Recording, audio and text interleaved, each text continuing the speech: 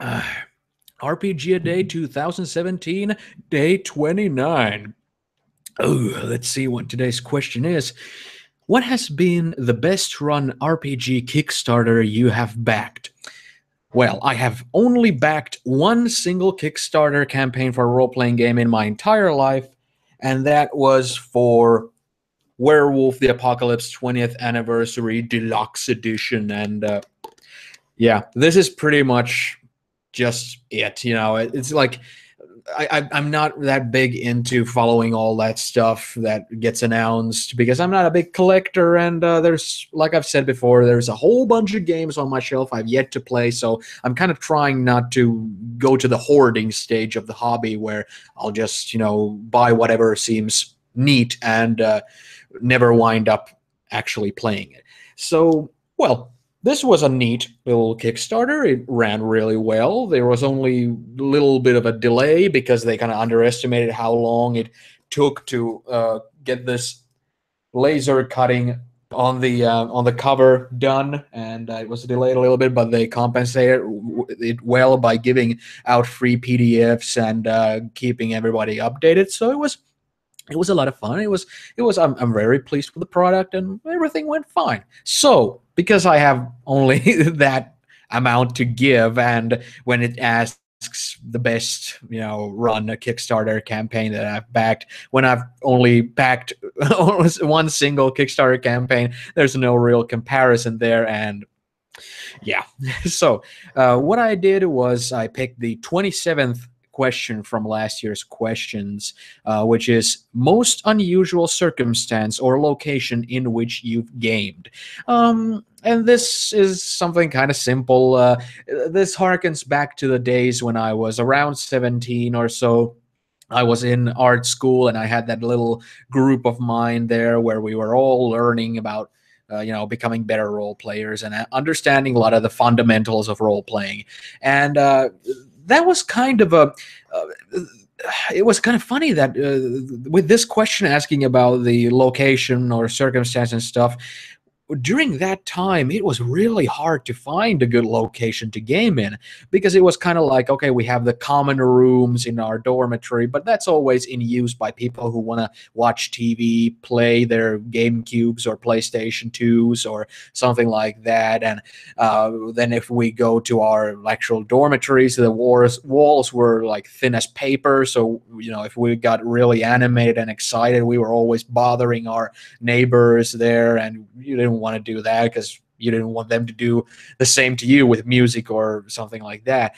If we went into the actual classrooms and stuff like that, the teachers were kind of they were staying upstairs, above the classrooms in rooms, and all our voices would go there as well. So it was a constant kind of struggle to find good places to play in, and one of those places that we wound up playing in was on the train. See, a lot of us in that group lived close to kind of a cluster of different cities, all in far down the south, in Finland, close to the close to the capital and thereabouts. And the art school was way up north, and it took about a 4-hour train ride to get to the first person's kind of drop off point.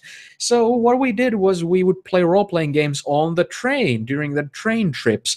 But the thing is that since we were poor, students and stuff, nobody was willing to put down extra money to get seated in booths or anything like that in a train. So we were just basically there at regular seats, and some of us didn't even have seating tickets. So they just kind of walked into the train and bought regular tickets, which meant that they didn't have a specific seat that was allocated to them, but that they would kind of hop from seat to seat. And usually what they did was that they sat on the floor next to the people who did have allocated seats there. And that's where we would play and bother the shit out of the rest of the paying customers on that train cart, because it's like if you can imagine 17-year-old kind of awkward teenagers who are still kind of searching for themselves and their identity and all that. Every second one of us has some sort of a brightly colored neon hair and goggles on our heads, some sort of studded and strapped, hip hop pants on and stuff like that, flaming boots that reach all the way to your knees with 100 buckles on them and stuff like that, and silly hats. Like everybody has some sort of a visual gimmick with a clothing article, like what kind of hat does that guy wear, and what kind of hat does this person wear, and that's my thing, kind of having a certain kind of headgear or something. It was kind of silly. I often look back at that time and think that a lot of people, when they were kind of looking for an identity, they were kind of looking at themselves as almost like a fictional character and what would be cool on a fictional character. But I'm going way off topic now, but still, it's getting that image into your mind, thinking about those kind of people clustered in a corner in a train ride that's for some people it takes 5 hours, and to the first one it takes about 4 hours or so.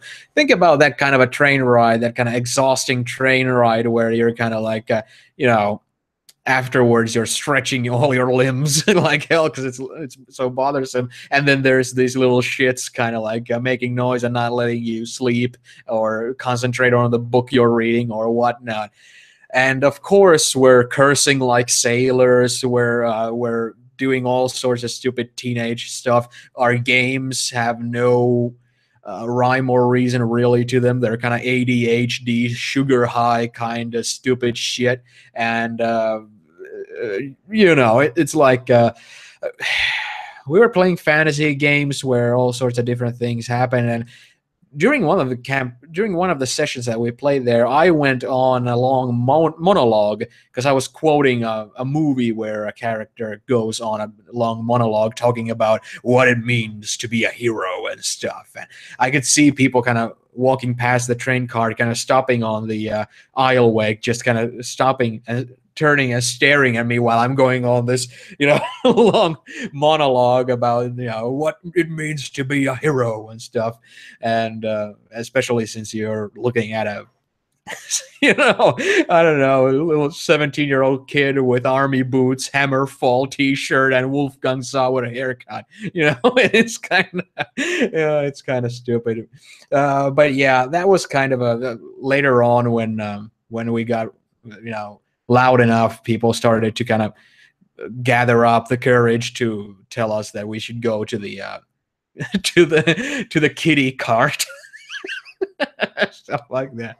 I'm sure we made a lot of customers for the restaurant cart where they charge extra for beer and stuff, where they I'm sure they sold a lot of beer on those train trips where we were indirectly harassing the other patrons on the train.